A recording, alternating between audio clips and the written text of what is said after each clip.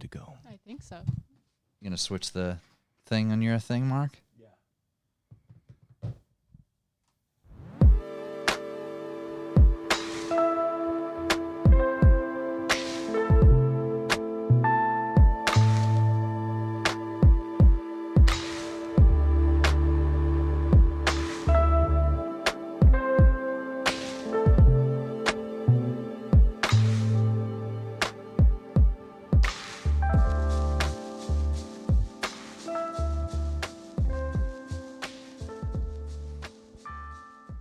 Hello, I'm John Stairs. You're listening to Topics Under the Stairs. As always, I'm joined by Ryan and Mark. Hello there. How we doing? Mark's back. It's been a few weeks since Mark's been here. It has been. We'll get into that. Chair got cold. Maybe. Chair got cold. We have two return guests with us. We have Cody and Satori. It's been probably about a year, right? Yeah, about that. I think almost exactly a year. Almost exactly a year. Yeah. Oh, wow, really? If you are a newer listener or not familiar with their work, Satori and Cody are well known in the ghost hunting community with all things paranormal, history with Ghost Hunters television show, and lots more. They have a haunted objects museum. They have a book out. They are heavily invested in the Save the Conjuring House movement, which is very current, and we're going to talk about all those things and lots more. Before we dig into the details there, we'll do our little housekeeping bit. Check out revivalmotoring.com for everything about the network. You can find information on all the shows, us here at Topics Under the Stairs, our friends at Revival Motoring and Luce's Fast. Beyond the podcast, we create lots of other content. You can check out YouTube channels for all three shows. Within the website, there is a merch store, and all this stuff does cost money to do, and we don't charge you to listen to it or watch it. Between all the shows, we're creating, 8 to 10 hours a week of content, and you can do that for free. So if you want to help out a little more, you can share when you're listening to an episode, tell a friend about one of the shows that you're into, and if you want to help even more than that, we have a thing called Bucks for the Boys. Bucks for the boys! Bucks for the Boys. It's our value for value method, kind of like PBS. Helps keep the lights on here at the studio, helps pay for server space, and we appreciate everybody who does subscribe to that. And for that, you get entered in a contest once a month that you can win a number of items. Right now, you can win your choice of merchandise from the store at revivalmotoring.com. And previous months, you won a full detailing package. We do have some different sponsors that come on and donate gifts once in a while as well. We do have some of that in the works that we can't announce quite yet, but some exciting things in the works. So if you do become a B4B member, you get lots of perks, coupon codes, all sorts of things like that. So we appreciate everybody that does do that. Thanks so much. Callbacks, anybody? Not really. I've been, obviously absent for a few weeks. It's just been a hectic month for me. Yeah. But you're back. I'm back, yeah. The latest thing, I went to Nashville, had a great time there. So Excellent. That was a good time. Very haunted place. That's what I hear, yeah. There's a bunch of ghost tours there, I noticed. A lot of history in Nashville. A lot of history. Yeah, for sure. You guys investigated down in Nashville at all? Or been down there? Not in Nashville proper. Bunch of places in Tennessee, though. Yeah. A lot of Nice. haunted hospitals in Tennessee. We actually just did Old South Pittsburgh Hospital, which is southern Tennessee near We the haven't Alabama line. Gotten to Nashville though. We yeah, should go. nothing in Nashville, but a lot of stuff down south. Nice. I want to get down there too. It's one of those places that I would seems definitely so go back. cool. I'd definitely go back. Well, I'm glad you had a good time. Yeah, it was a good time. And we'll dig into all Yeah, we'll get into that later. your nonsense. Yeah, sure. For me, the only thing is I just wanted to, Yeah. while we were on the B4B and callbacks, plug the toy drive. So the Yes, what's the annual- date? It is November 23rd. It's here at the studio or at KD Designs. East Providence, East Providence. Dexter Road. From 9 to 3. Come bring an unwrapped new toy. If you cannot attend or, can't make it or whatever, please get in contact with either Kyle or Tom from Katie Designs, Ocean State Dubs. Check out the Luft House. Any of those guys can Instagram. get you in touch.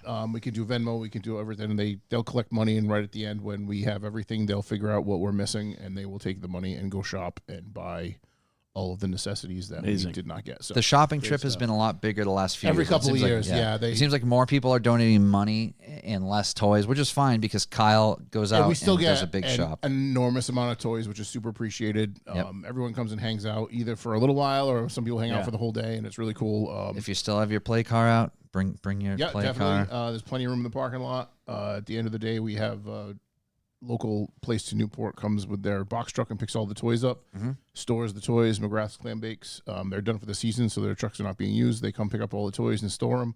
Last year, we weren't sure if we were going to close the door. That's awesome. The best year we'd ever had. And then on top of that, we had probably the biggest Venmo year ever. So then Kyle and Tom both went shopping and bought, we get the toys, but then the school still needs, coats and hats and gloves and all that stuff. So they'll go and pick up that. Yep. With the this event's been going on for we're trying to figure it out. I think it's been 18 to 20 years or something. Yeah, 17 or 18 years. Yeah, started as long as I can remember. Started at Chuck's place in Providence. Yeah, it was like six of us. The old Benchworks. The old Benchworks. Yep. With about 6 people, and I don't know. I think we had. Well, I know we always meet their goal for the school, which is 600 families. That's great. And then they take whatever they can't use or don't, whatever they distribute, and then they move on to another charity. They work with another local charity, and then it just gets distributed through there. So it's that time of year. You got to give. Yep. You got to give. November 23rd, 9 to 3.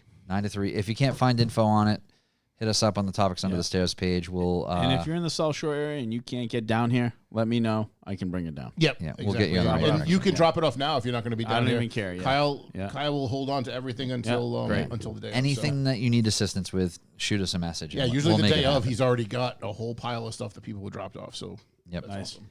Yep. Last revival motoring donut meet for the season is going to be November 9th. I was thinking it was going to be this weekend, but it's actually November 9th. So Sunday the 9th.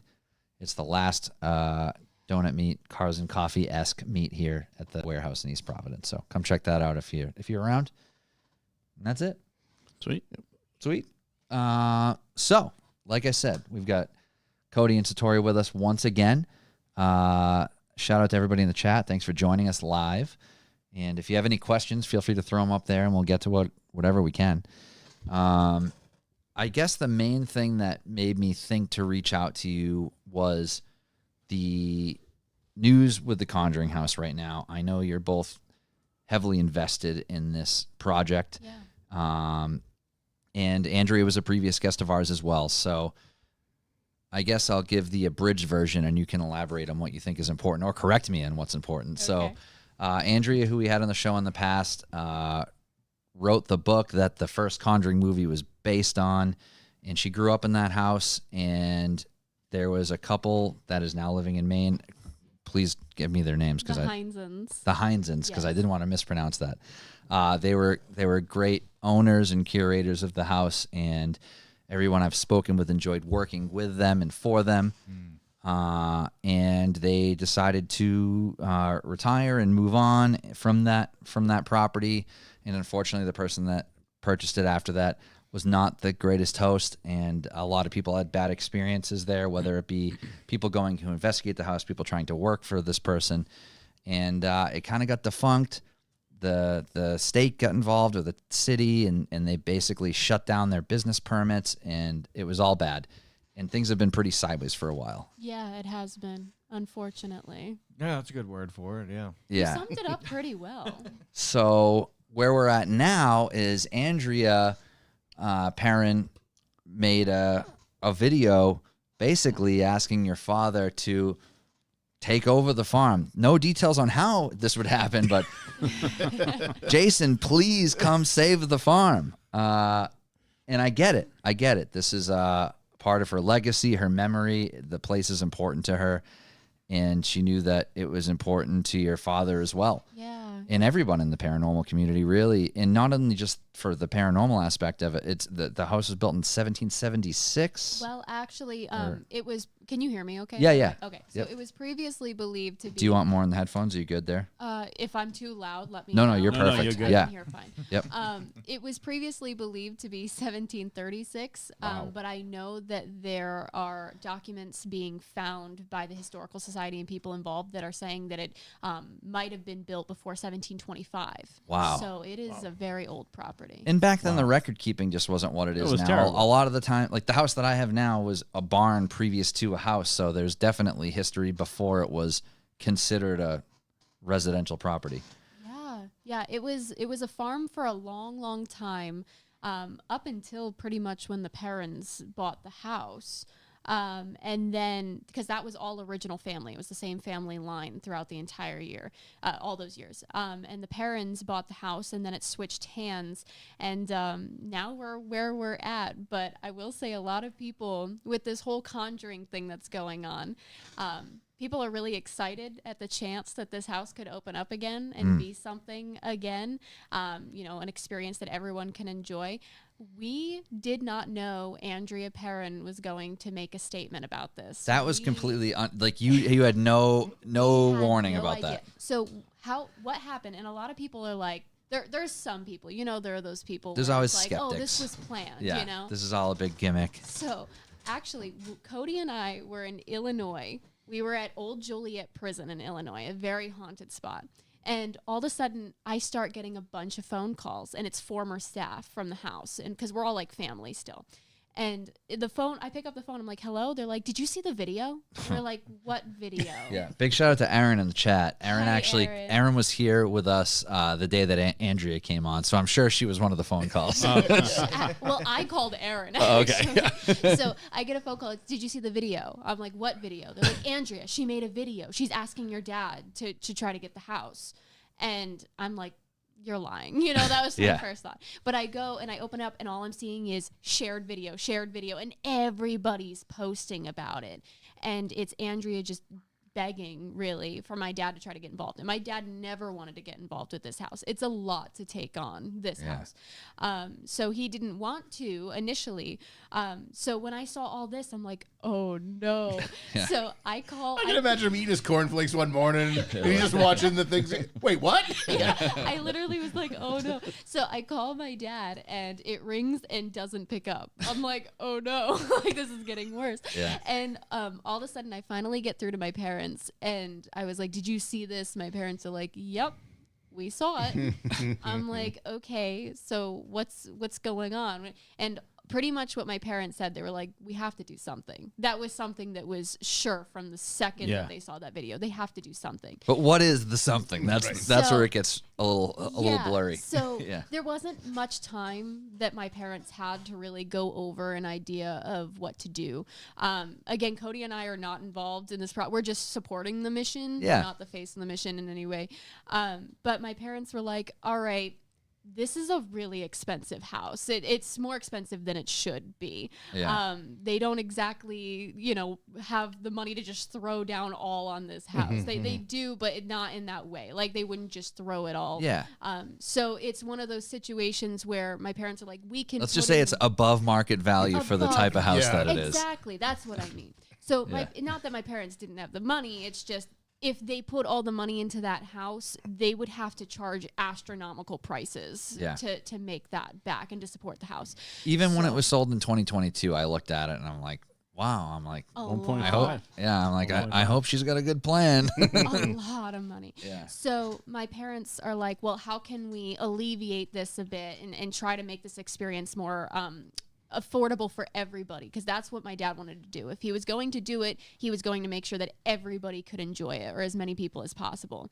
So the first idea was GoFundMe. Like my dad had actually reached out to GoFundMe. GoFundMe had communicated with my dad. They were like, we love this idea. Like, let's just see what happens. That's something I learned recently. You have to get approved. You don't just like chuck something Oh, up yeah. there. Yeah. Right? I didn't Yeah. know that. I just thought, oh, you put a GoFundMe up there and people would contribute or whatever. No. Did not realize it had to Yeah, get the approved. campaign has to be approved. Yeah, so the house was originally going to auction on October 31st. So my parents were like, we don't have a lot of time to do this, but maybe we can raise funds to go towards the auction and have a chance.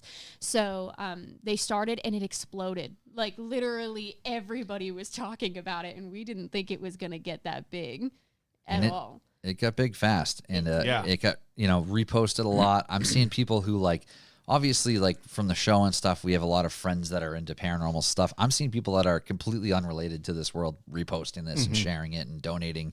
As of right now, at this moment, it stands at $287,587. Amazing. Yeah. And I And- think, and- 4 days ago,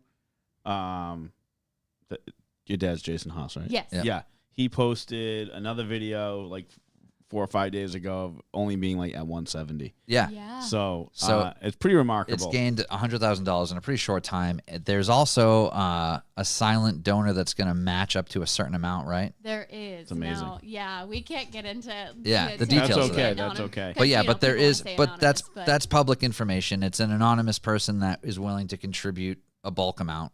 Yes. Yeah. It was a big donation, and there was a big donation recently, and people want to donate anonymously, which is really nice to see because they don't want really the house. They just want to be able to help, and they want to help Andrea because she's really the face of this mission. Yeah. My dad's pushing this, and the community's building it, but Andrea is the reason that it all started. And I think that what's going through everybody's heads with this mission is essentially just we don't want to look back on this and be like, we could have done something, and we didn't. And it fell into wrong hands again because there Right. are a lot of people who have not come out publicly that we know are interested in buying this house that are planning to try to develop the land, tear Yeah. down the house, try to do all sorts of exploiting to the house and Yeah. the horror movie side of things instead of sharing the truth. So it really, I just can't believe how big it blew up. It was mind blowing. Yeah, it's pretty incredible, and there was a lot of there's a lot of confusion with it.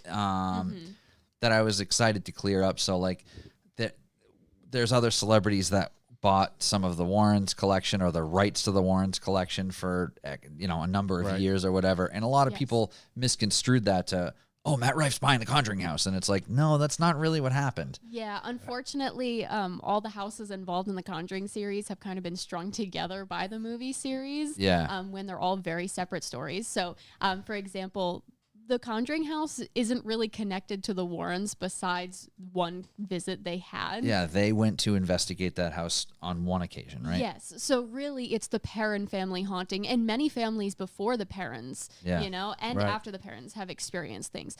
So that's kind of a really separate thing. But I do notice a lot of people are like connecting the Warren house to the Conjuring House. And I don't think, I personally don't think it should be. I think all these No. houses should be appreciated separately. And I think especially for local people, it's a big confusion thing because it's Yeah. like, oh wow, Matt Rife's buying that house in Rhode Island. It's like, no, he bought the rights to property of another house that's not even in Rhode Island. Yeah, right. Technically, I think.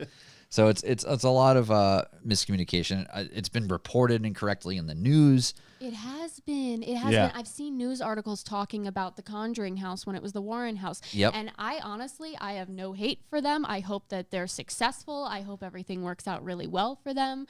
But it's one thing where you have to kind of like be so on it all the time. Yeah. Because every time my dad makes a post, there's a couple people that are like, "Didn't Matt Rife? Didn't buy Matt Rife that already house?" buy this? And it's got to be exhausting for you guys. Even I was just reading another article today that was like Justin Hawes of Ghost Hunters. I'm like, what? And I'm like, this is like it's like a Fox website or something. And I'm like, they Well, can't they even got the last name right. like they can't even get the name. But then like 2 paragraphs down, it says Jason. I'm like, what is like they can't get anything We'll right? answer to it, I Yeah. guess. It's just His unbelievable. long lost brother or some kind, right? Yeah, and there's a lot of misinformation from this movement. I mean, there's even a couple people that have like a thought that have come up with the idea because there's people that want to diminish the movement that Yeah. has started a little bit. So there's a couple people that are like, oh, Jason Hawes is buying the former staff and his daughter a house, and it's like, what? Like, what are you talking? No.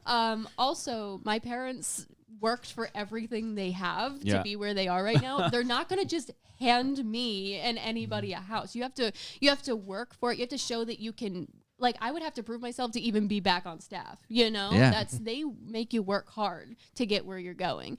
So there's a lot of misinformation about this, and it's hitting like every news station. It's crazy. I mean, News in the Conjuring House controversy. The auction of the home that was scheduled for Halloween has been canceled. Thank you for joining us. I'm Mike Montecalvo. And I'm Shannon Heggie. Target 12 investigator Sarah Granelli has more on what this means for the historic property. Sarah?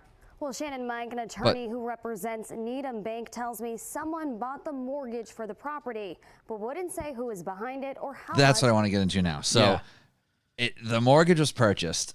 A lot of people donated to the GoFundMe initially thinking, okay, it's going to an auction, so it's the chance to buy it at an auction. Now that this silent party bought it from the bank, we don't need to know details, but it's like, do people know who this person is? Are we going to try to make an offer with the GoFundMe money? What's the plan there? So we can't speak on anything about the lender or anything like that. What I will say is a lot of people thought that meant the house was completely sold. So that's the the misinterpretation aspect of it that I wasn't sure about. So nobody bought the house per se. Yeah, the news outlets were like, somebody bought the Conjuring House just to kind of get attention to it. Yeah. But really, somebody bought the bank note. So they bought the It's like loan. when you have a mortgage company And they switch. and Yeah. another mortgage company is all of a sudden, we bought all these, now you owe us the money instead. Yes. It's not that you got to keep the house for nothing, now you're still going to pay somebody different. That's all. It's just a different lender that's carrying the note now. Yeah, so it's either another bank or some sort of private lender that now has to go through a whole foreclosure process. So the auction is off as of right now, but there are other avenues that are definitely being explored here. There's more time. Because if it was a personal sale, like it's not sold until the closing. Yes. You know what I mean? So like, and that becomes public record pretty immediate. I know a lot of people were freaking is out that- when this bank note got bought, but it's actually better because, having the auction on tomorrow, 10/31, Yeah.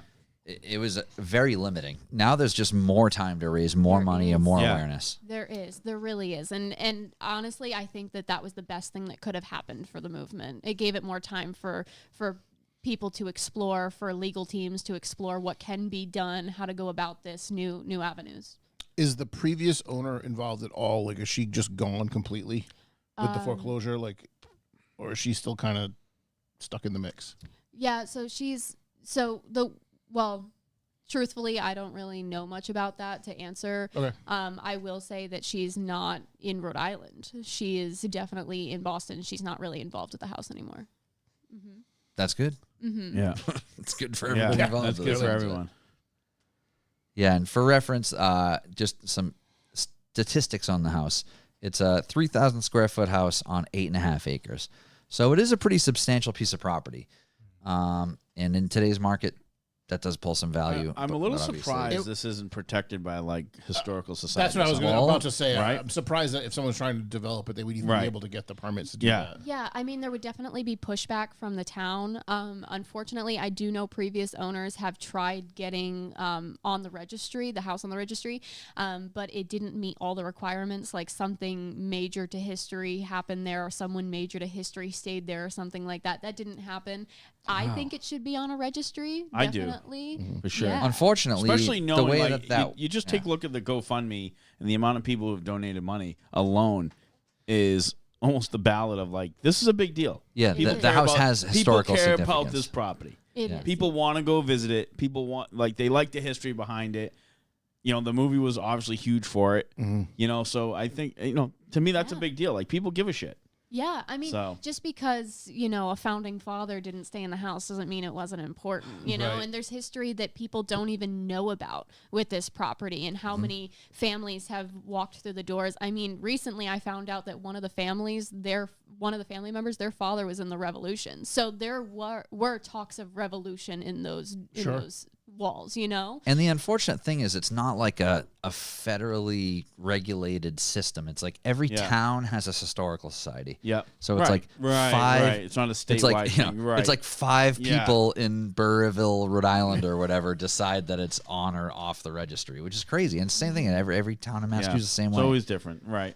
Yeah. I'm just You surprised. just hope that someone was buried there, because I think once you bury somebody, that becomes a whole different set of rules as far as what I you bet we can can and find a can't do body with over there. Well, it used to be the property. Unfortunately, is only 8.5 acres now, which is substantial. That's for huge. Rhode Yeah. Island. It's substantial for property in Rhode Island. Isn't Rhode Island only like 25 acres total? It's very small, very small. But historically, it used to be over 1,000 acres of land Oh, wow. to that one property. Yeah, so very substantial family. Interesting. Yes. Yeah. So there Wow. might be bodies somewhere. Who There knows? definitely could It be. may not be on the property line anymore, but At one point it was. But yeah, so like you said, I think there'll be pushback with the historical society factor. It'll be interesting to see how it all shakes out with maybe a future auction or whatever. But the point is, if people keep helping donate to this GoFundMe, it's going to make the possibilities greater of what could happen that'll be beneficial for the property and for everybody that's interested in seeing it, preserving it, investigating it, sure. visiting it, whatever it may be. yeah, I definitely go check out my dad's videos for more Oh my information. God, I was looking at him today. Like, I knew you guys were coming on, but I've been absent for a few weeks, so like I didn't realize. I'm like, hey, what are we talking about? Like, they were great the first time, and he's like, oh, we're talking about this, and I was like looking up. I'm like, oh shit. And then you and your dad were on, and I'm like, I gotta look up his stuff, and then I'm like, oh my God, there's so much to look up to There understand what's really going on, and that's the best way Well, to do it. and that's the problem is there's almost too much information, and that's why it's good to have the But clarity. if you get it from these folks and her dad, Yeah, like it's yeah. like you get the realm, and then I was just going to watch the rant Andrea went on, and I got distracted at work. And I was like, damn it. Yeah, my dad's been really good at being transparent with everybody through the whole process. He doesn't want anybody to feel like they're in the dark. If this does not succeed, my dad has said from day one that you will be able to get a refund if you want. Yep. If you don't want to give a refund, it can go towards another historic property or paranormal property. So my dad's been very transparent. I cannot speak for my parents. I don't have all the knowledge they do. So definitely go check out his videos because I'm not as knowledgeable on everything. And if you go to our Instagram page, the Topics Under the Stairs Instagram page, I just posted in our stories a link to the GoFundMe, and I will share that in the show notes as well if you're listening to this episode after the fact. But live right now at 7 p.m. on October 30th. It is in our story page, and Aaron's going to put it in the chat, looks like. So, Yeah, I see That's great. Erin's comment about she Yep. can confirm that I called her and had zero clue. I did. So I got the phone call, and I call her right after. I'm like, Erin, what's going on? I'm getting all these messages. So she kind of filled me in on the video, and because I couldn't watch it at first. I was so emotional watching like the first couple seconds of that video. I had to go back that was to it a couple times. Andrea's video was intense. It was very intense. It took us a couple tries to watch it. Andrea's intense in general. Yeah. She is. Yeah. We love her, Yeah. but she's intense. Yep. Yep. She's we had her on the show. I mean, I knew it was going to be something, but man, she's a force. she got us. Yep. She got us. Yep. So besides all of this stuff, I figured we'd address the elephant in the room first. So besides all that, last time you were here, you were advertising the event that you did at the Alley Theater, which I was able to go to. I was able to meet one of the many creepy dolls you have in your collection. And I now still show people the video of the last time with that doll moving on the bookcase. oh yeah, Yeah, that one that's gets like everybody. probably our most talked about clip from the I show think ever. so, yeah. So, what else do you guys have going on with the museum and the book and everything? Yeah, so we're still looking for a location right now, which we're trying our best to get. But, you know, with the way the things are right now, everything's kind of taking us for a loop right now. I guess while we're on the topic of the house and that, it's a good point. Some of our listeners that are Topics Under the Stairs people and maybe not paranormal community people might not know the full backstory. Cody and Satori had some items that were going to be displayed on the property of the Conjuring House that we were discussing before in a barn. The barn caught fire, and you unfortunately lost a lot of your collection, right? Well, thankfully, we didn't lose the collection because it was so weird enough. The person that was putting the locks on the door, you remember this better because they talked to you, wasn't able to do it. Yeah, it was kind of paranormal in itself. So we had these beautiful custom doors built for the barn, and they happened to be really thick. You know, Yep. they were really thick. And the locksmith came out to put locks on because we didn't want to move anything in without locks on the doors. We just had a piece of wood that was acting as a latch. Yeah. And he says, "Oh, the doors are too thick. You know, my stuff's not going to work. So I'm going to have to delay it a week because I have to order parts or something." I was like, "Oh, okay." Yeah. So we didn't move anything in. The only thing that's we good, at moved least. in was this Victorian coffin about the size of the desk here. Yeah. And that was moved in. And then the fire happened. I think it was December 2nd. And the coffin, I mean, I can't even imagine how many thousands of gallons of water was poured into that barn. The coffin was completely dry. A roof had caved in Not on burnt. it, and it was, perfectly fine, which was weird. But if those doors weren't as thick as they were, then I can't imagine how many things we would have lost. But we lost a lot of Furniture, technology, Yeah. lights, Yeah. Wow. everything. Time. Time. Yeah. Yeah, we lost so much in that fire. Thankfully, it wasn't the items, though. So the original plan was to have your full museum display on that property. That was back when the idea was that things were okay there and you were going to continue working there, and it just did not play out that way. But your collection never made it there before the fire, so that's good. So that's where the big hiccup in the location was, right? Yes, that was the hiccup. And we're not sure what the future of the museum is right now. We're still, again, looking for locations, even if it's a rental spot, you know. But we'll see where it goes. The collection's gotten pretty big, though. I mean, just in your live show, it was just a fraction of the collection. And, I mean, you had enough stuff to fill the stage, no problem. What do they think the cause of the fire was?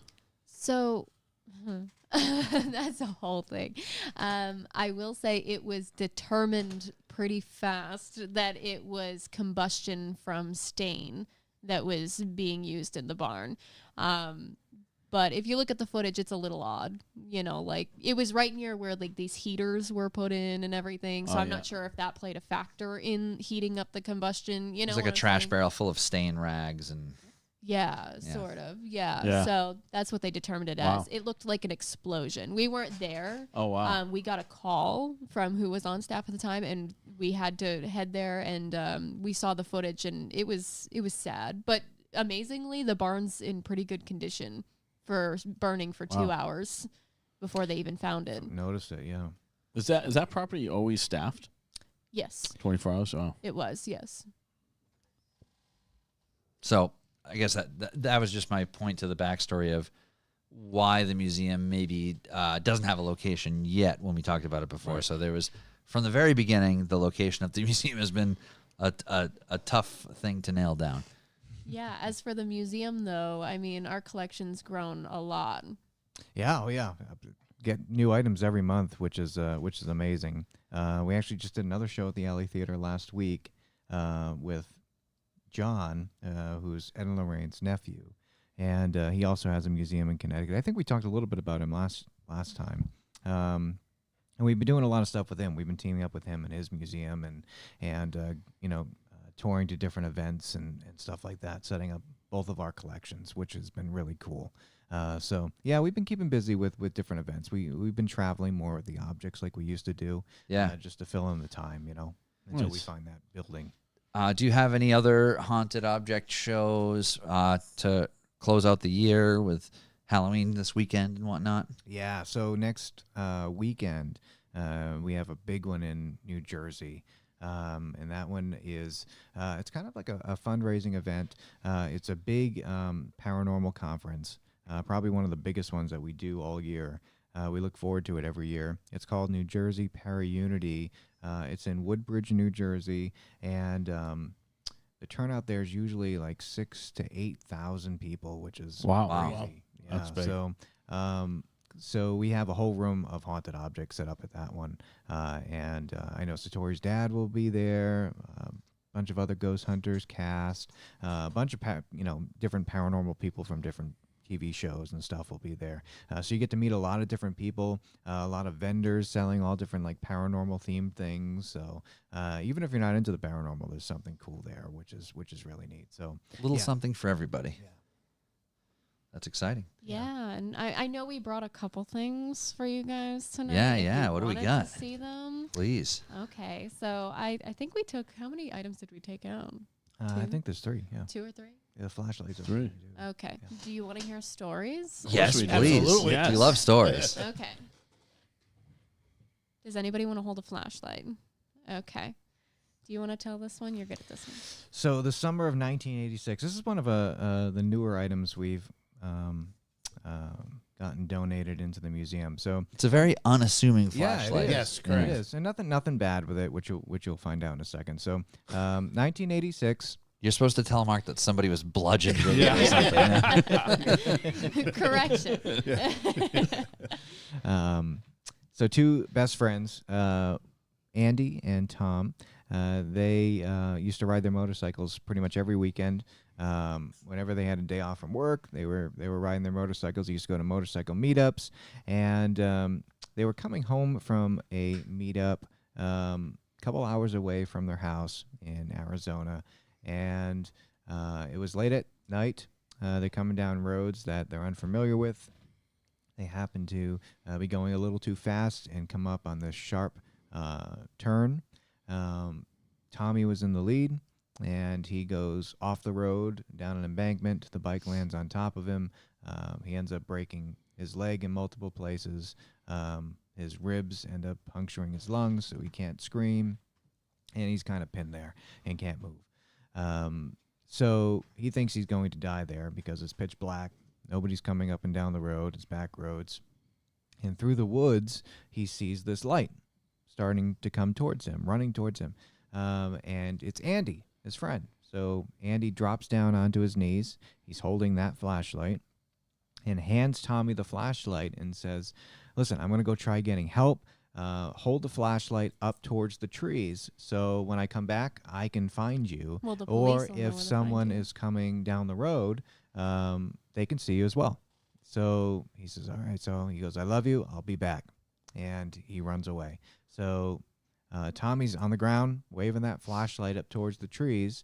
And here comes a cop coming down the side of the hill a few minutes later. And he goes, you're going to be okay. We're calling an ambulance. Everything's going to be fine.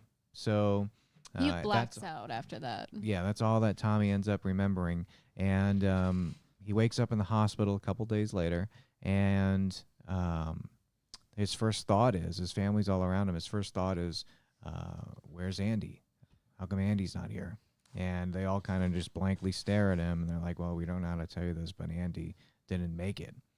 So come to find out, Andy, after Tommy went off the road, Andy hits a tree at the top of the hill. What the fuck? And they said pretty much every bone in his body was broken. He died instantly. There's no way that he could have survived for any amount of time after this accident. Like, died on impact. No way he brought him Yeah. this flashlight. Yes. So that's exactly what's going through Tommy's head. Well, wait a minute. I saw Andy. He looked fine. He brought me this flashlight. How does this flashlight get from inside his motorcycle to my hands? And he's, freaking out. So, after he recovers, they start sending him home. They give him a box of his personal belongings, stuff that was on him, like his motorcycle jacket and things like that. And inside the box on the bottom is the flashlight.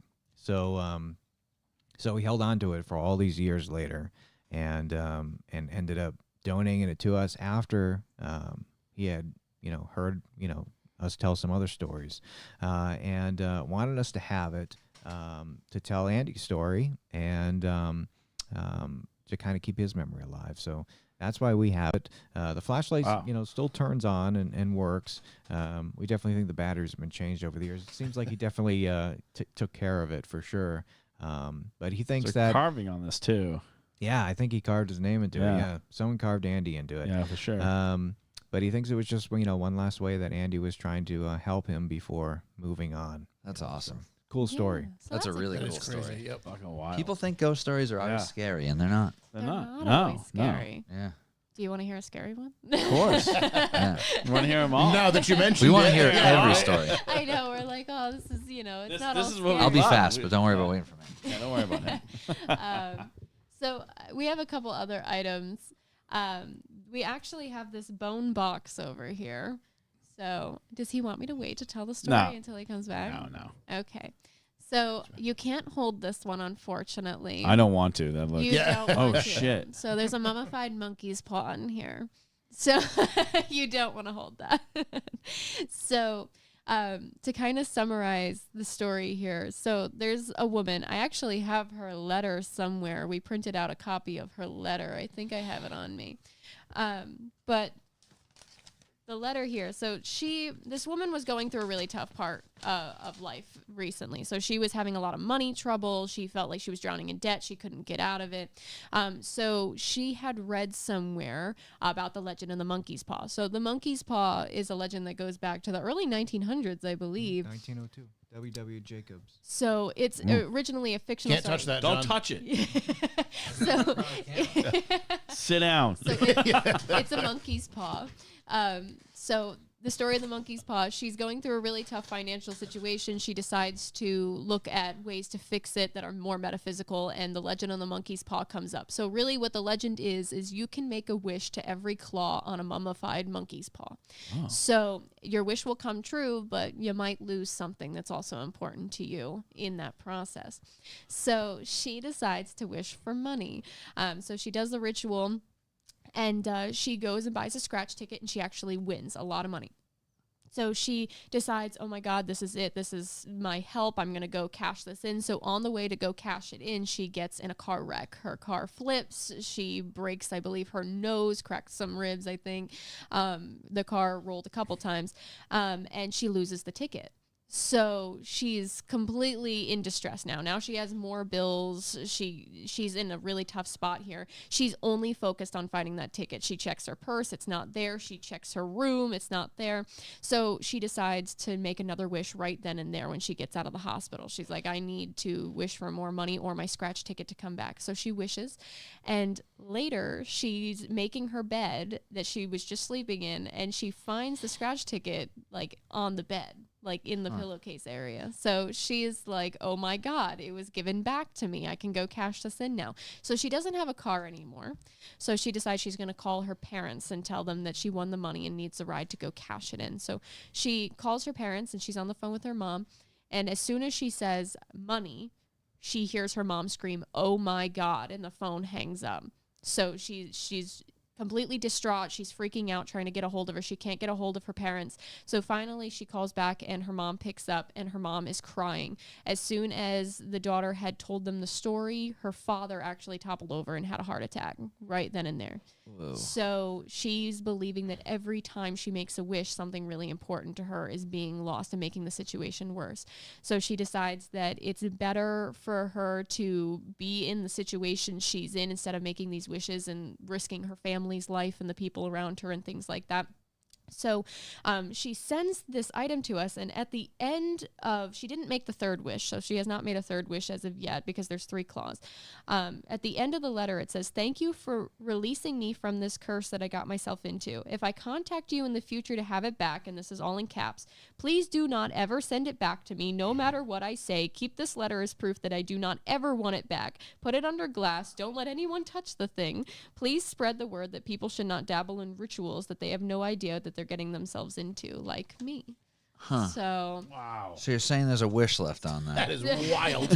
So personally, I think that every person has the amount of wishes that are on the claw of the paw. She did not make her third wish. I believe that something could have gotten worse for her. If she did, it would have been a much worse situation, because it seems like every bad thing was getting worse for her with every wish. So you're fine being in the room with this item as long as you're not doing rituals and touching it and things of that nature.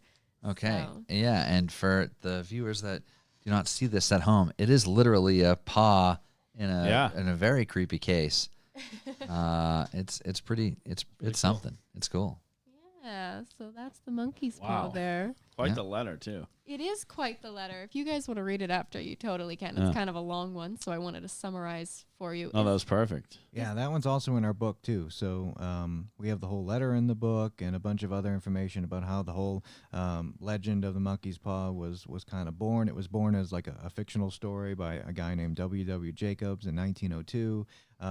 So you've got some background about the whole idea of a monkey's paw, and then the story of this monkey's paw in particular. And the different cultures that kind of adapt the same premise of that. Like the whole Aladdin movie, the genie and stuff like that. They'll grant you a wish, but something bad ends up happening after that wish is granted. So through different cultures, the same pattern kind of happens. And that's Archives of the Paranormal. Yeah. What's the best place to find the book?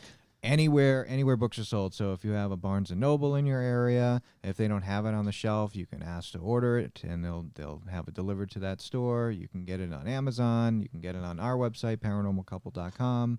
If you want a signed copy, you'll have to get it from our website because obviously we can't sign or books conventions. or Conventions. Yeah. But yeah, paranormalcouple.com. We'll put that in the show notes as well.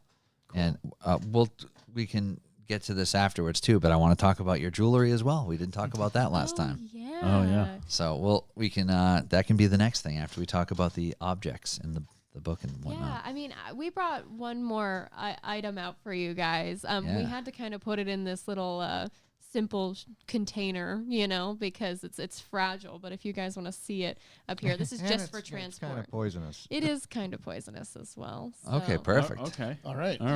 Can you guys guess where this item Is comes from? this Kool-Aid from a cult? Yes. What Is the it really? How did you guess that? What are you doing in your spare time? I thought it was a brown stain. From this area, No, this angle, it's more red. I'm big into Yeah, it is. I'm It's big way into more red, cults. yeah. It's like So, purpley, yeah. So a lot of people believe that items from mass death situations hold energy or power from the situation they were involved in. So these cups come from Jonestown. So if you've ever heard of Jim Oh yeah. Jones. Yep.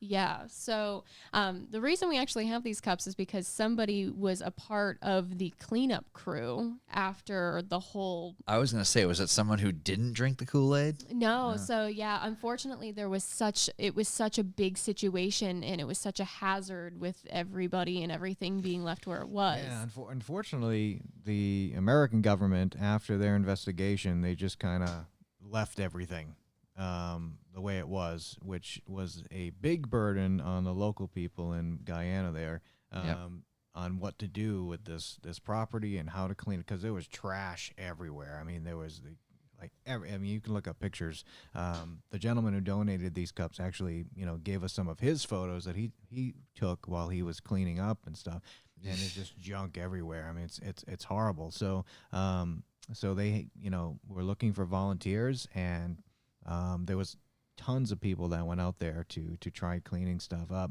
and this gentleman ended up taking some stuff with him back home, and a lot of the stuff that we have that comes from this. Yeah, see, it's crazy. A lot of the stuff that we have that comes from a lot of these terrible people and horrible situations. People like to collect, souvenirs from a lot of this stuff, and then down the line, sometimes it's quick, sometimes it's years.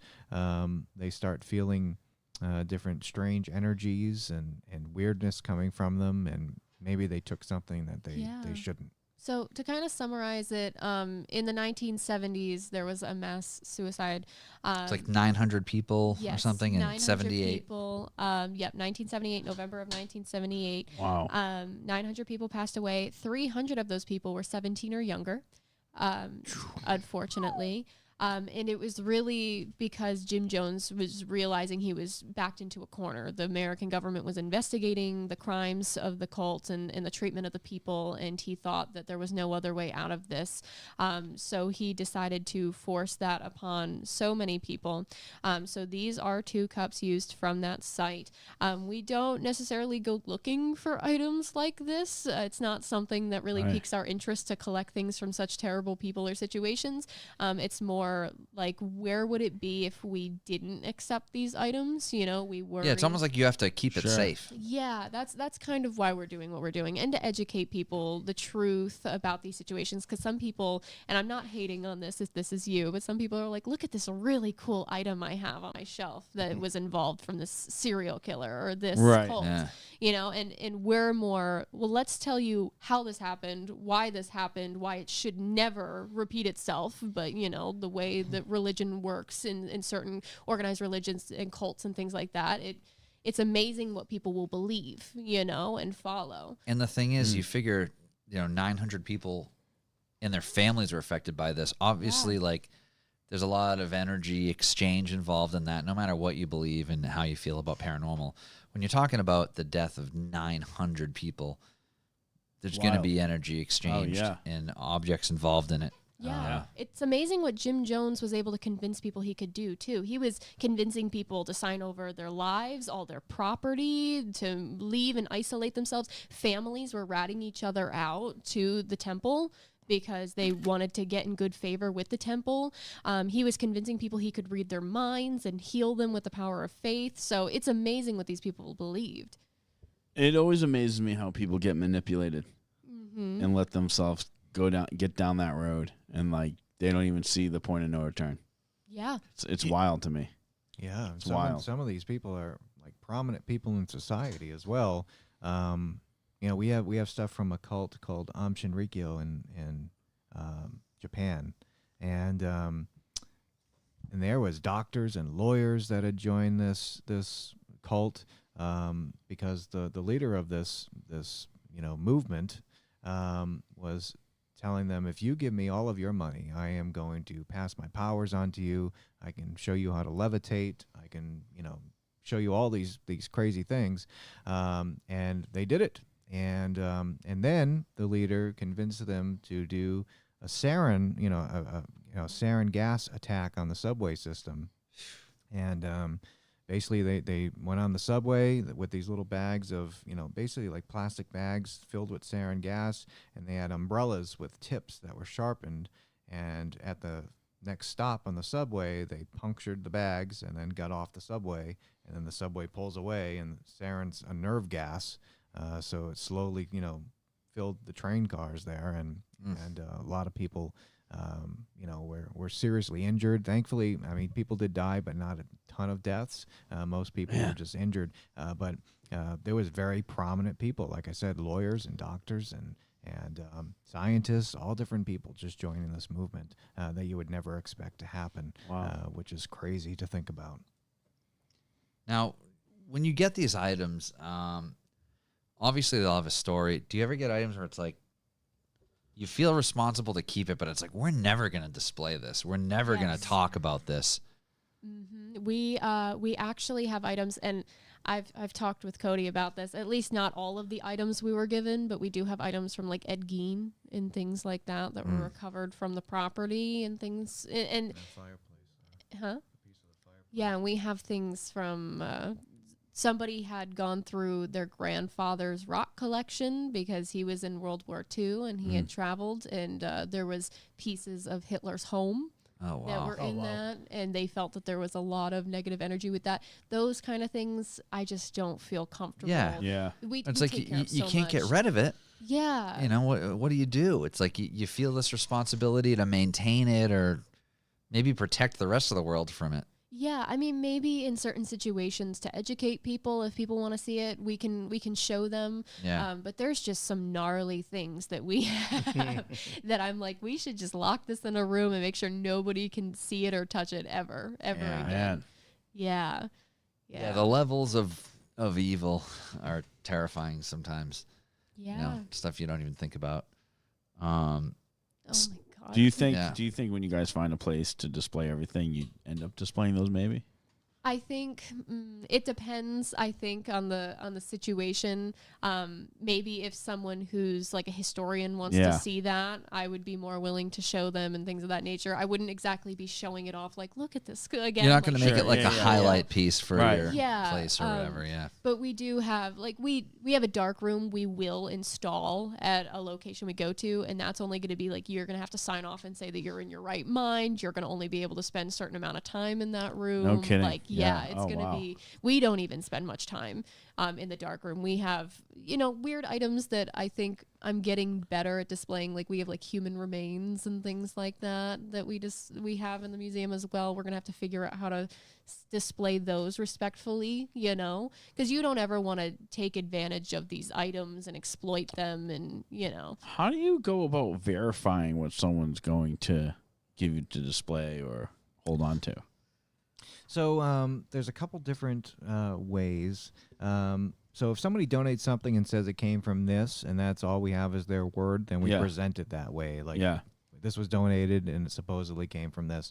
But most of the stuff we have definitely has some sort of provenance with it, which is, I guess, good in our case. I mean, we didn't, obviously, like Story said, we didn't go out looking for this stuff. But a lot of it has come with some sort of authenticity behind it. With the Jonestown cups, we have the pictures of the guy that was there. Yeah. And it's not the only stuff that we have. We have a book that he picked up. We have a couple other things that came from the site. We have letters from family members. We have one of Richard Ramirez's satanic Bibles that he had in prison. And we have a letter from his wife that he ended up marrying in prison, stating that, yes, this is the book, And Wow, very cool. Depending on the object, there's different ways that we've verified, where it came from and if it's the real thing or not. Yeah. And then, like in the case of the doll we discussed last time you were on, it's like you have your own proof of what it's doing. Oh yeah, yeah, exactly, yeah. So we Oh right. We have security cameras through the Home Base Museum. Yeah. And yeah, it's definitely captured some interesting things over the years. Yeah, imagine being like in an apartment with 500 other people. Like it's always a different personality in that room. You're walking one day, and one time we walked in and all the dolls' heads were spun around. You'll walk in and we have a quarantine room that's always locked. One time we walked in and there was a doll, only one doll, and its head was facing the quarantine room and the door was unlocked. The lock was taken off the door and it was open. Like you're always walking in and something's My different. God. Oh, God, no, just no. It makes things a little bit awkward when you need someone to come in and like do repairs on a building. Yeah, what's that release form look like? Yeah. You definitely you get good at being vague with your answers. Like, what's all this about? Don't worry about it. It's just a collection. I have a plumbing clog. It could be a hairball. It could be Satan. We're not sure. Oh, that's true. Yeah. Boy. Man. I Yeah. know. It's crazy. Oh my gosh, we could go on. That's why we only bring like 2 or 3 Yeah. items out for you guys, because we could go on forever about the stuff we have. I had people asking me about that doll for months after that episode. To this day, I still show the video. Yeah. Yeah, and then after we went to the show at the alley, we ended up getting the table directly in front of, I think it was the same doll. Yeah, I'm pretty sure. Liza, yeah. Yeah, we Liza. have- Yeah. We actually have her with us right now. You do? We do. She's Oh, in the we should suitcase. Bring her out. Yeah. Do you want me to bring Sure. her Yeah, out? please Okay. do if you want to. You Yeah. guys talk amongst yourselves. Yeah. If you feel comfortable bringing her out, then I'm sure she'd love to join us. Do you still have that video, John? Oh yeah. Yeah? Yeah. I'll pull it up here. Oh. I was going to send it to you again if you didn't. Oh, I got it handy. Let's see. The easiest way is just pull up that reel that I made. Yeah. That's usually how I find it. Yep. The stand for her right now. That's something. That's okay. You can hold her. Okay. Here, can you hold her for a minute? Oh. You can hand her the Zen if you want. No, that's okay. You can go ahead and hold right on to her. That'd be just fine. Why? Yeah, She's not one you really have to worry about. She's one of the nicer ones. Is that like a ceramic doll? She's It's porcelain. I don't need to have your audio because you're physically here right now. This will just play on a loop because it's just a short reel anyway. But yeah, so for people who didn't listen to the last episode, you can tell us about what happened with Liza. Yeah, so for people that don't know, just a quick summary of the story. Liza came from a gentleman in Massachusetts who contacted Cody after a podcast and essentially was just saying, like, I need help, get her out of my head. There's this doll named Liza. She's just really manipulating his mind, convincing him to do things. He felt like his life was falling apart with this doll. So we had gotten him in touch with someone who might be better suited to talk to him about the subject in case it's not paranormal. You know, there are logical explanations sometimes to why people are experiencing things. So they said that he was mentally doing all right. It just seems that he has this doll and he's attributing every negative thing that happens with this item in his life to this item. And he feels like he can't get rid of her. So maybe you should just take the item to help him, whether it's paranormal or not. So we said, all right, well, why haven't you gotten rid of the item before now? And he said, I did. She keeps coming back. What he meant was he would throw out Liza and later find her sitting on the porch or somewhere where, whether it was a garbage man or whether it was paranormal, we can't confirm. But Liza just kept reappearing in his life. So we said, we'll meet you in a public location and we'll take the doll off your hands for you if you'd like. And we did.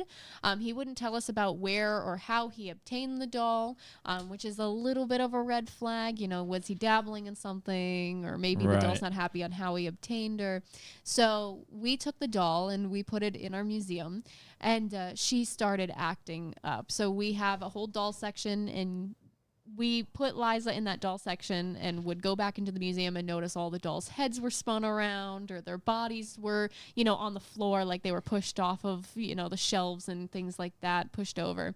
And we thought that was strange because she was the only one that was not moving.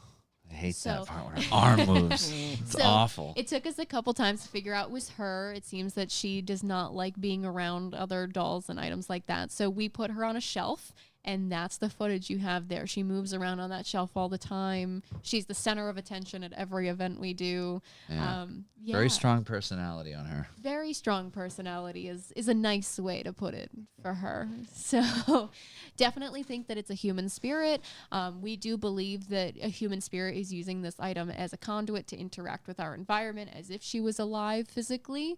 That's why, like, moving the body parts and things like that as if she was a living person. That's what we believe it to be. It's just, you know, so many people ask, like, after I saw it at the Alley event and then talking about this video, it's like, you know, do you think there's any way it could have done what you're talking about in the video? And I'm like, watch the video. There is no way. It's literally on a bookshelf. It's not like there's strings attached to her. It's we've had people try to claim that. We've had people be like, okay, you can see there's a string or it's being pulled by a string. We're like, where? She lifted herself up. Yeah, her whole body lifts up. It's not just the arm. Her whole body props up like when you're getting lazy in a chair and you scoot yourself up. That's what she did, yes. Yeah. And I mean, the way that she's built, she shouldn't be able to spring her arm out and use it to lift herself up like that. No, it's so strange. Yeah, imagine getting that at 2:30 a.m. Yeah. Now, do you have like motion alerts on these cameras? Oh, God. It's awful. How do you even sleep? Shit. We don't. We're paranormal investigators. Yeah. Flat tires on the Wisconsin trip. Did Liza take the air out of your tires? Oh my gosh. Yes. So this is where it starts to sound crazy. So we bring Liza Listen, everywhere. nothing's crazy anymore. Yeah. You kidding? When you do this for so long, I don't even care anymore if I sound crazy. We bring Liza everywhere we go. And the reason for that is because you're afraid to leave her home alone? It's like a puppy in a crate. If we do leave her home, something bad happens every time. So we thought to us. So one time we almost forgot her in an event, and I had said something, you know, being snarky. And when I said that, there was a car accident right in front of us. Recently, we had gone on a trip to Wisconsin, and twice we blew a tire. Yeah. So I wanted to bring Liza, by the way, and Satori didn't. So it's not my fault. So did she only let the air out of the tires on her side of the vehicle? Oh my gosh! No, He definitely said it's not my fault to the doll and not Satori. Yeah. So two flat tires in the same town in Pennsylvania. Once on the way to Wisconsin and once on the way back, which wasn't fun at all. So maybe Liza's from Pennsylvania. Maybe. Maybe. But we realized real quick that we have to bring her to everything we do. And we haven't had a situation since. So. Yeah. To be fair, I mean, it seems like you had no intention of even bringing her out tonight if we didn't bring her up. No. She would have just remained in that suitcase quietly. That's exactly what we do. We'll bring her places, but sometimes just leave her locked up because we're like, as long as she's with us, it's fine. Yeah. I get it. She doesn't like to be home alone. Yeah, that's one way to put it. Yeah. Have you held Liza before? No. Why would what? I have. Oh yeah, all right.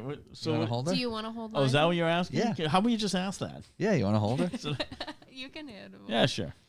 So we don't usually let people hold items except for, the ones that we feel are just human spirit that are, checking in on their item. It's much lighter than I thought. Yeah. But yeah, we noticed that Liza and another doll we have named Jolene have attachments to men. Is Jolene like the bigger, like ragdoll looking she one? is. Okay, I remember her. I remember that, yeah. Yep. So that's Liza there. So Jolene's less troublemaker-ish than Liza, right? She's not really causing trouble like Liza is. She is a troublemaker, but not in a negative, like not in a mean way. Not malicious, While yeah. Liza definitely, you can tell she has an attitude, and that's the nice way to put it. Jolene, we definitely think she's a child spirit. We'll find her moved around the museum. She'll be sitting in a chair. She'll be sitting in a section that's not dedicated to dolls or anything. She'll just be moving around. Every time she moves, she loses a shoe. So she has these little shoes on her feet. She'll lose them. So she's, definitely childlike spirit. Yeah, dolls in general just seem like people are creeped out by them more than anything. Yeah. But I almost find the other objects like more intriguing. Like the flashlight story is just so cool because it's like great, just yeah. such an unassuming thing. Yeah. And the story behind it is so compelling. It is. There's one set of items we don't bring out often. We've started to bring out a couple things. Did we ever tell you about the shipment we got in December from the Ritual site? Does that ring a bell at no, all? I That rings a bell. Say it again. Tell us. Because that would have been after you were on, so I don't. Yeah. I think it was the December before we were on Oh, that okay. it happened. Yeah, no, I feel like you might have. Maybe we talked about it at Lorna's place or something. I don't know. Yeah, long story short, there was a brother who was separating from the family, and the family had decided to do like an intervention to check into why he wasn't showing up to functions, why he wasn't easy to contact. And they showed up and they noticed that him, along with a couple workers at the mechanic shop he recently got hired at, were doing satanic rituals in their apartment. Good way to get fired. Yeah, sacrifices, all that stuff. Making a tulpa, which means that you buy a mask and you try to create a demonic spirit to come through that item and embody that image, all that stuff. So we had gotten all the items shipped to the museum randomly. I don't even think we knew that it was coming, if I remember correctly. We had gotten all these items. It was like a ring. There was a goat that had wax on it from the rituals. There was a knife, like all this stuff. And then we had gotten a letter the same day. So what was interesting was that package of items was shipped out a month before and only got to us a month later at the same time as an update letter, the same day as an update letter. Whoa. And the update letter said that everybody involved with that cult had died under mysterious situations. Oh, wow. So a car fell on top of one of them at the mechanic shop. One got in a car accident and died really terribly. And the brother was the only one alive. And he was terrified that since he signed his soul over in a contract, that he was going to be in these situations. So we have items like that we don't bring out much. Yeah. But So it was those the are brother intense. that sent you the stuff? So or the it was family from the family. intervention? The family had collected the things and sent it our way to try to like get him away from all of that. But those are some of the nasty items we get in the museum as well. Sacrificial items from huge death situations. Yeah. All that stuff. Ritual situations.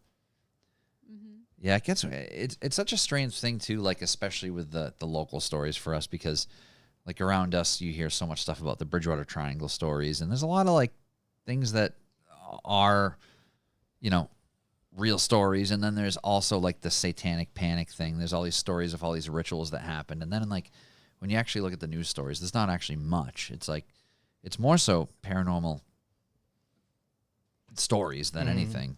Yeah. And so many people try to pin it on like, oh yeah, there's all these rituals in the Freetown Forest. It's like, well, there really weren't.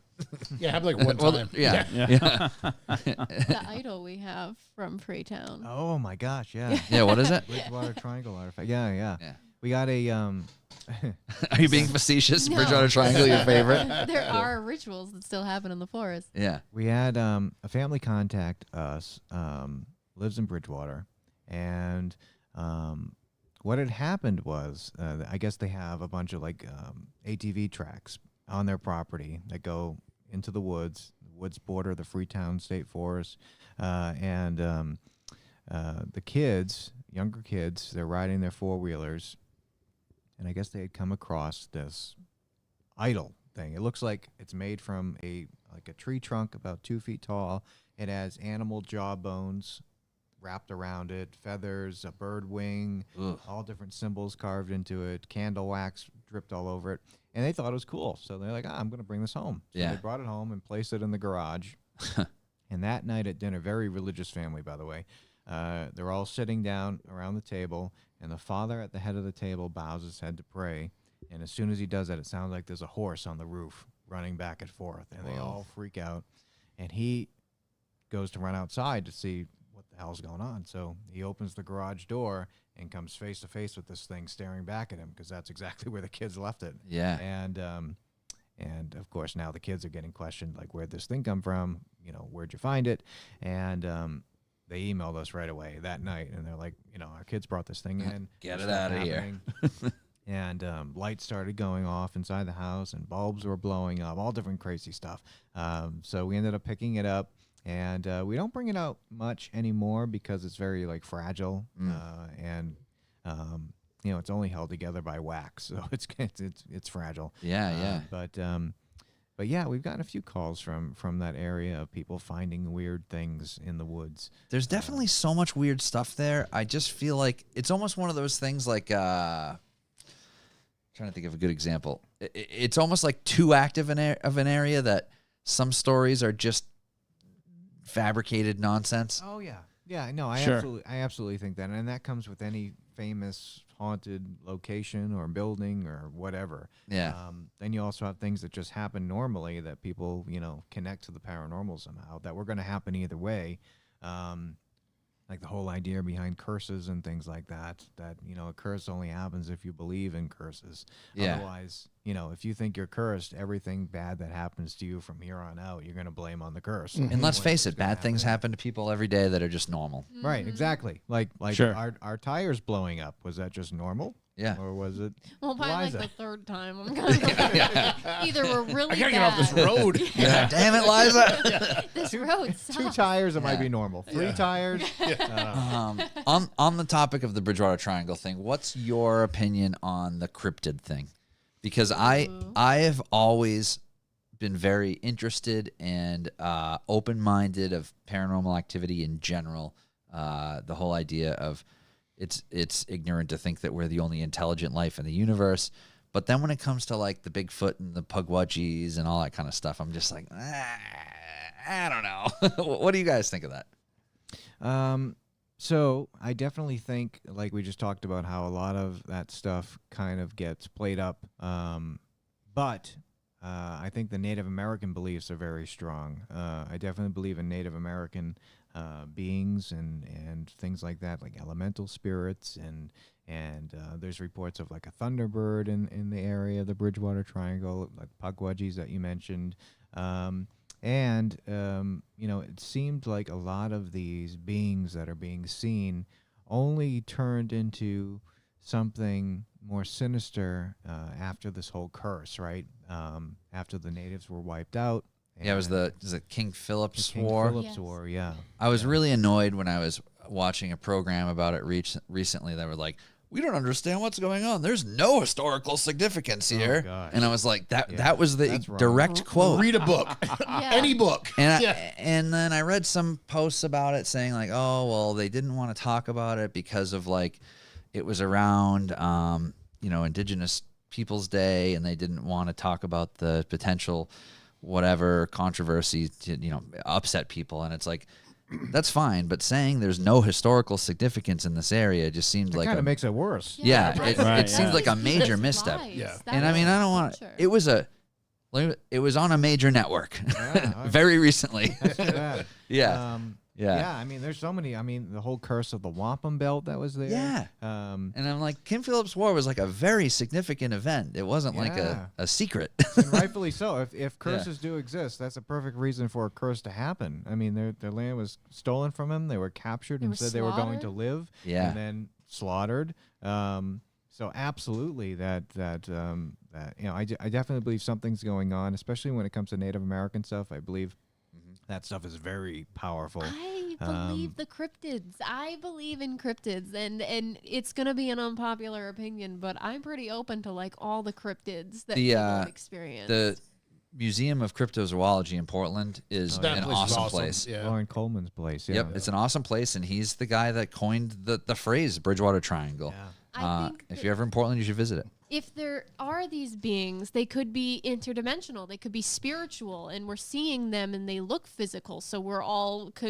saying that it's a physical cryptid instead of like a spiritual being. I believe in all these things. And I also believe that if it wasn't true before, it could be true now, because everybody believing in these things Gives it power. could be giving power to create something like a tulpa. Well, that not only that, there's the whole idea of, maybe there's a spirit from these earlier civilizations that were there before, and it's just an energy, and your interpretation of that energy could manifest it as, when you're walking into these woods and it's like, I heard there's puckwudgies here, I heard there's a firebird here, I heard there's Bigfoot here, and it's like your brain is interpreting this active energy that's there. Maybe you're just interpreting it how you want to interpret it.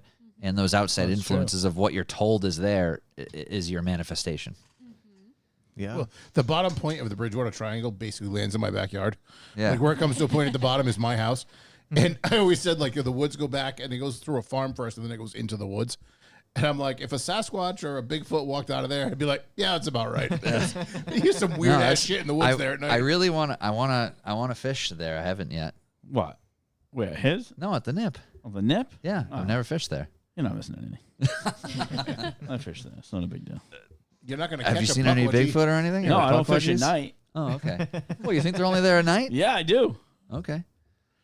Okay. Maybe. Yeah. Maybe. Yeah. I think I that's. don't really know. I think that's It's a all naive based way on- to look at it. Is it? It's based on experience, right? It was a while back. We talk about aliens, obviously, once in a while, and Bigfoot and all that other Sure. stuff. And I had seen something that was like, someone thinks Bigfoot is the alien that's like coming in and out. Well, that's Okay. the other theory, is that aliens are They're the same testing energy. the waters. Yeah, Well, no, it's all the same thing. sure. That's another theory, is that It's what all people the same interpret as thing? ghosts and spirits and Bigfoot and aliens. It's all the same energy. Well, we're gonna find out in a couple of days, right? Because that thing's going by us. Oh, the Atlas is coming? The thing that's pointing in the wrong direction for some reason. I don't know.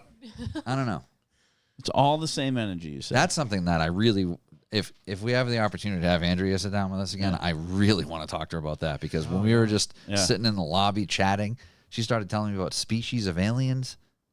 Oh yeah, she knows all that stuff. Yeah, And it she's was a good person to talk to for that. it was blowing my mind. Yeah. And I'm like, we're gonna have to book another visit, because we don't have time for this. Yeah. Yeah. Yeah. No, I it love Andrea. she's the best. She is the best. Yeah, she was great. Great, Yeah. great to meet her. But yeah, it's I guess the point is, we, here in New England, it's an old part of the country. There's a lot of history here. We're surrounded A lot of by bad things happened around here. well, we're just surrounded right. by a lot of different energy, and maybe how you interpret it is how I you agree interpret with it. that, John. How you interpret it. Yeah, it's Yeah, all for an sure. interpretation. It was really funny because just my son and I were in the car the other day. We were driving just through town. I think I was bringing him to school for a whatever band. And he goes, "Did you ever notice?" No, he's only 15. He goes, "Did you ever notice there's just all these little random cemeteries in this town?" I was like, there are a lot of really old, really small cemeteries. There's one right at the top of our street. You'd be driving down the road, and it's like 4 stones. It used to be like somebody's family plot, probably on their farm or whatever. Yeah. And then when the plot was, developed or whatnot, they put a little stone wall around that, and Yep. everyone just lives next door to the cemetery. It's just, but Yeah. there's a lot of little tiny. I'm sure there are in all the towns in There's these a- areas, but There's a place we used to go as kids. It's on. I've seen it on like websites and stuff as a haunted attraction in Massachusetts called the Witch Tree, and it's like 10 minutes from our house. And the thing that's bizarre about it is you generally don't see, like, picture a big open cornfield, and there's like maybe 10 headstones under it, and there's one tree in the middle of a field. What do you know about one tree in the middle of a field, this regardless of the cemetery? What do I know about it? Yeah. Nothing. When there's a storm, what does lightning strike? The tallest Oh, thing. okay. All right. So this tree has been struck by lightning like some ridiculous amount of times. I thought there'd be more of a meaning you're looking for. Well, what I'm getting at is this tree is, you can tell it's been struck by lightning Yeah. a ton of times. It's all twisted and messed up, and it's crazy looking. And it's a giant open field with the iron fence around it with like maybe 10 headstones and then this one tree. And all of the headstones are like really close to the tree. So it's like, all the roots are going into all the And stuff. that tree was much smaller when the Yeah, planted there's it. like roots going through all the bodies. So it's like that tree is just holding so much energy and stuff. And then it's just getting blasted by crazy amounts of electricity from the sky. And it's crazy. Like when you think about it, it's like, if anything's going to be haunted, it's going to be this thing. Right, right. So, How many things happen to one object? Yeah, I don't before know. you- My friends and I, we would drive there. We'd sneak out of the house at 1 a.m.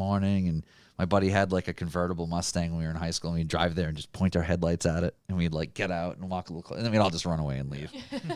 But yeah, the witch tree, it's a cool place. But yeah, we get a lot of cool history around here. That's true. There is A lot of cool history. Yeah, I base And we all, got all luck- the, I'm thankful that we have cool people like Yeah. Cody and Satori to very fortunate. for explain sure. what all this stuff is to us. That's true. You know? Pretty great. I mean, like I say, I think everything's by experience. Like I wouldn't go into knowing the history of a place with the expectation of how it's interpreted, like you said. Meaning, Yeah. like, you know what I mean? Like I'm not just gonna assume. I'm Yeah. gonna get. I'm gonna see this. It's got to be it. It's got to be real, like defined for me. Do you Show me. have to Show be me, prepared? I guess here's a question. I'm less apt to believe in Bigfoot. Where the fact you say it's all like the same energy to me is bizarre. You think it's bizarre? I think spiritual energy is way fucking different than Bigfoot walking out of the fucking woods. You don't think that's just spiritual energy? No, Bigfoot. Here's my beauty. This is the beauty part about Bigfoot. Mark's This off is- the reservation. No, now. no, no. I'll be quick about this. My whole thing with Bigfoot is I love the videos. People are like, look at this. This is Bigfoot. It's the shittiest pixel you've ever seen Of course. in your life. Yeah, they took the video on a potato. And it's what are like, we doing? and now We have the Have you technology. noticed since the phones and cameras have gotten better, you don't see too much Bigfoot shit anymore. You can't even justify it. So I'm just like, okay, whatever. But like ghost, paranormal stuff, I think that's a totally different type of energy. Okay. Is there better photos of that? No, there's not. I think there's better fucking evidence of it though. But from Satori and Cody here and fucking Soul Seekers, like there's way better. You were on a fucking. Are you kidding? I saw the episode you were on. That wasn't like you weren't just sitting there being like, I hope something happens. I hope something happens. I'm just playing the devil's advocate. Motherfucker. I love the passion. Yes. That's the Mark passion gets we very need. passionate. The field needs more passion. Yeah, exactly.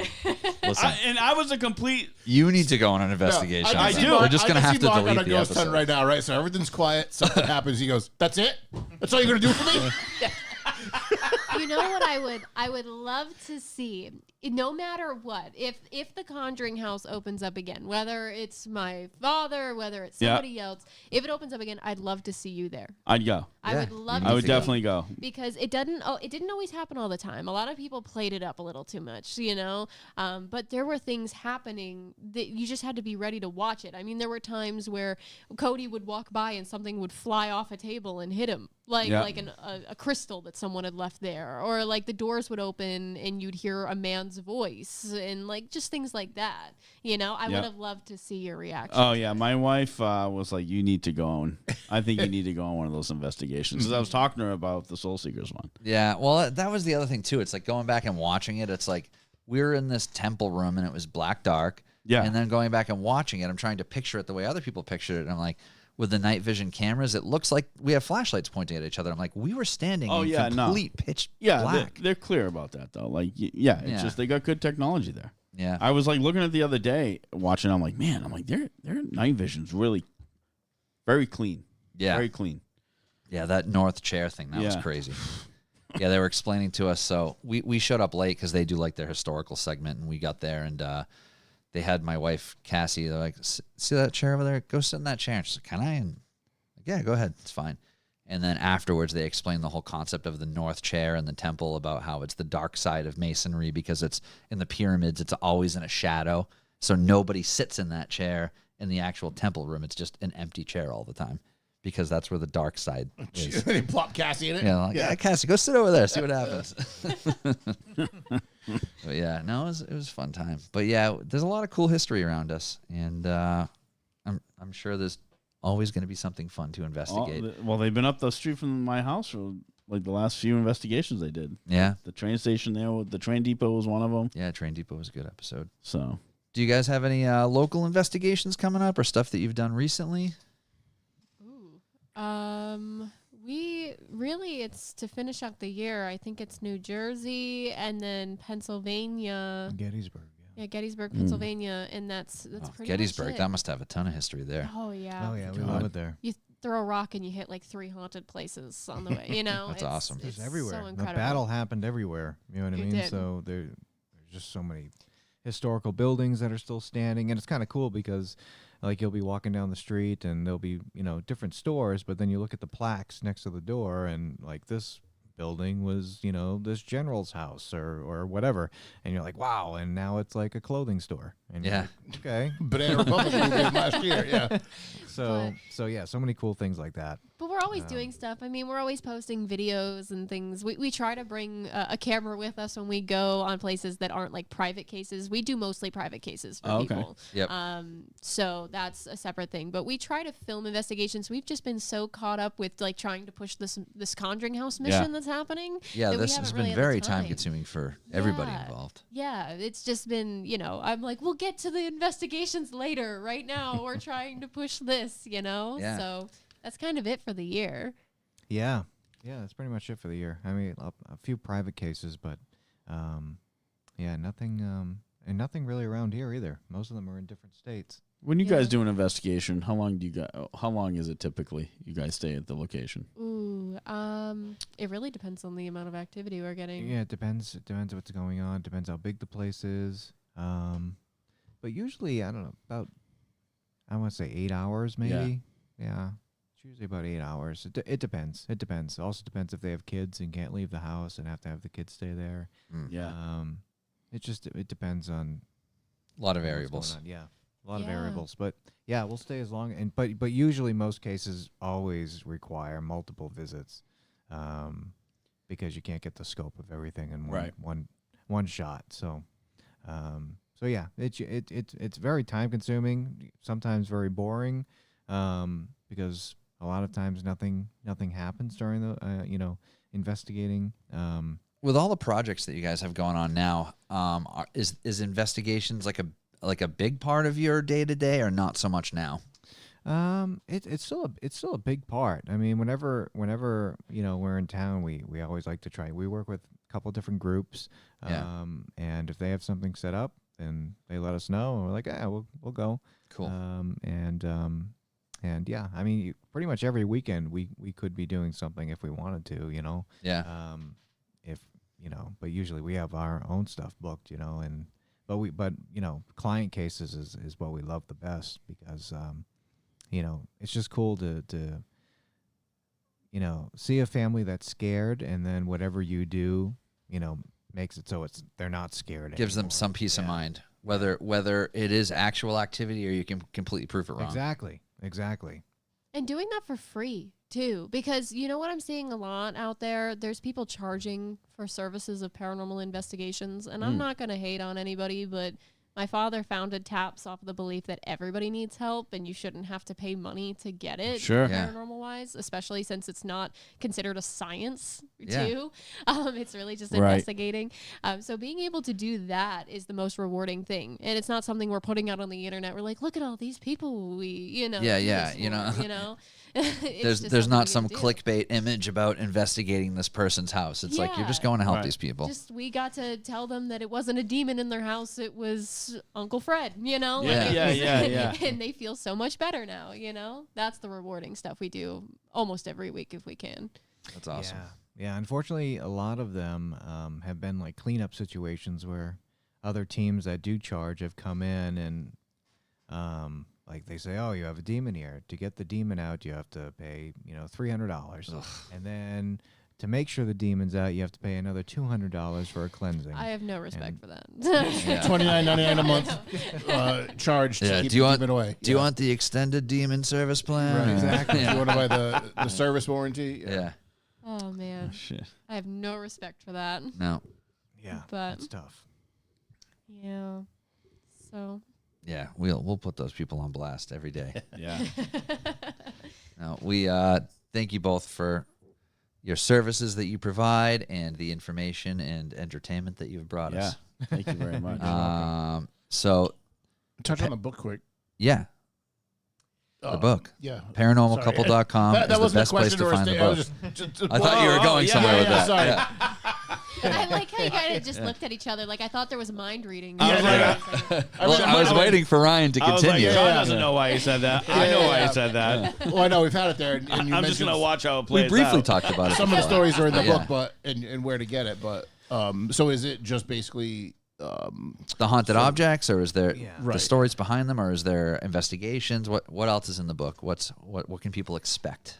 Yep. So the book features 21 different case files from the museum. Actual replications of our case files. Yeah, and we wanted to make the book kind of fun, so we didn't want it to be just a bunch of words. So when you open the book, it's almost we tried to design it like you're sitting at our office desk, and when you open it up, you actually see like our notebook, like it looks like our notebook, and when you open each case file, it looks like you're opening the case file. Get little You see Polaroids picture. of the items. Yeah. Nice. Yeah. So so it's 21 different case files, and each chapter kind of has its own themes. Like one chapter is about objects that move. One chapter is about haunted clocks. There's enough haunted clocks that's a thing. We actually have a good amount of Surprisingly. clocks. Yeah. Can we talk about clocks for a minute? Because Yeah. tell me why there's a lot of haunted clocks. I got to imagine like the grandfather clocks, like the old furniture from people's houses. Yeah. Some of them. Some, Yeah. yeah. I mean, there's some grandfather clocks. There's Is there a particular reason clocks hold energy, or a lot of people. Well, there's a lot of things like angel. A lot of people call them like angel numbers and things like that. Yep. When a clock, you glance over at a clock and it's like the time of someone's death I or was gonna something say like that's that. a big one too. times of death So- are repeat numbers? Yeah. People see a lot. Yeah, That's like a big clocks one. will 111, stop at 333. certain times. Yeah. Yes. So and we kind of go into that a little bit in the book on seeing different numbers and what the patterns mean and stuff like that. But for some reason, there's a good amount of people that have had strange experiences with clocks. There's a story in the book about someone from Massachusetts who has this. It's called the peculiar pendulum. That's the case file in there, and it's one of those clocks that has a pendulum that swings. And long story short, I won't spoil the story, but the pendulum ends up flying out of the casing of the clock and hitting the woman in the leg. Oh, And, Jesus. a bunch of other paranormal stuff started happening. seems in the house. unnecessary. But yeah, I don't know. I don't have an answer for the reason why clocks. I guess time is an interesting thing when you're talking about paranormal I stuff. guess it and is, energy. right? Yeah. Time is forever, and almost- time is yeah. short. Right. Time is everything. Yeah. Yeah. Yep. So there's a chapter on like some of the darker things, which that's the next book. I mean, that's the biggest thing that we got as a return from this book was everyone saying we need a book just about the dark room and dark objects. So Oh, Yeah. that's the one we're working on now. But this one has a whole mix of stuff. It's not all like bad stories. It has good stories, like similar to the flashlight story. The flashlight's not in there, but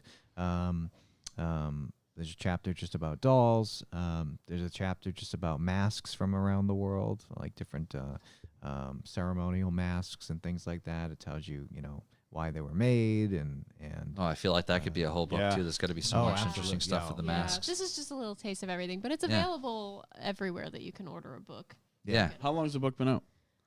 March of this year. March of this year? Yeah. Was Yeah, so the book was not out last time they were No, here. I right. think Yeah. you were working on I it think last they time were, they were yeah. here. Yeah. Yep. Cool. So March. That's when it came out, and hopefully the next one will be out next year. Nice. We'll see.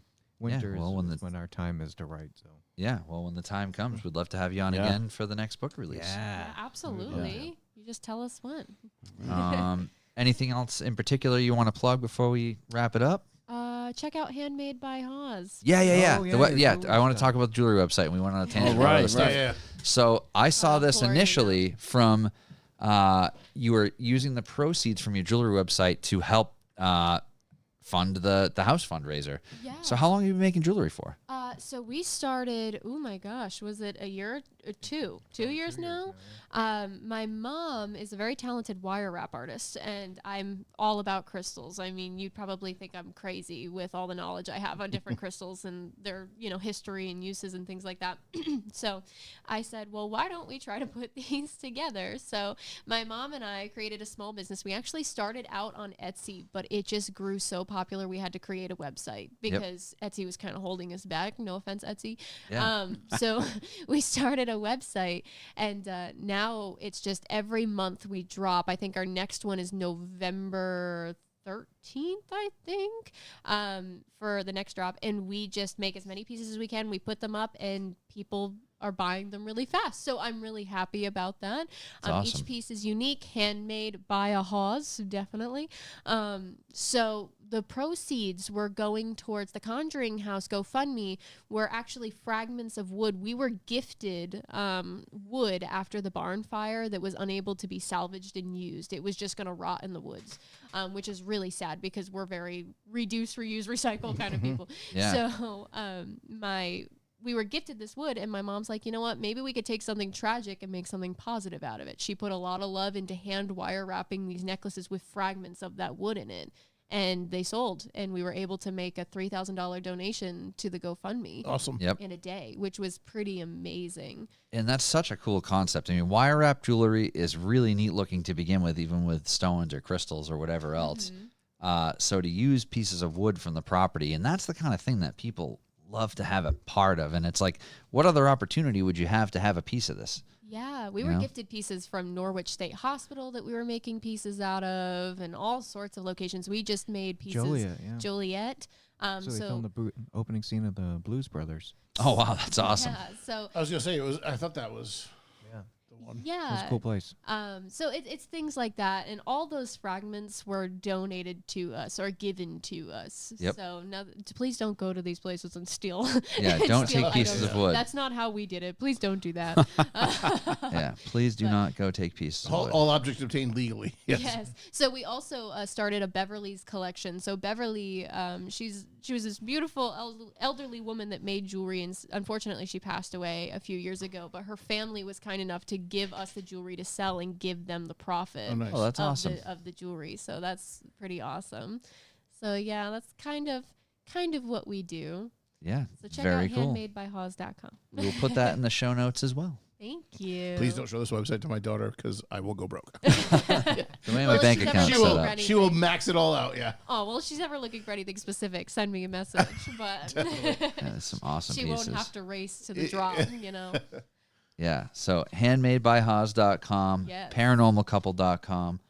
We have the link to the Conjuring House fundraiser and the stories, and that will be in the show notes as well. You can check out the book wherever you do buy books. If you want a signed copy, you can get that right from the Paranormal Couple, paranormalcouple.com, not the beginning, right? I think I have that right. Either way, we'll lead you to the same spot. Excellent. We got both of them. Perfect. Yep, that's the way to do it. Yeah, so if you have any questions, hit them up. And thank you guys so much for joining us again. Thank Appreciate you. it. Thank you so much. I wish we were able to give more information about the GoFundMe. You guys kind of were like, go over this. I'm like, oh, shoot, I don't have Oh much no, I mean information. that's okay. I think covering the timeline of it was perfect because there's so much, like we talked about, there's so much misinformation about it.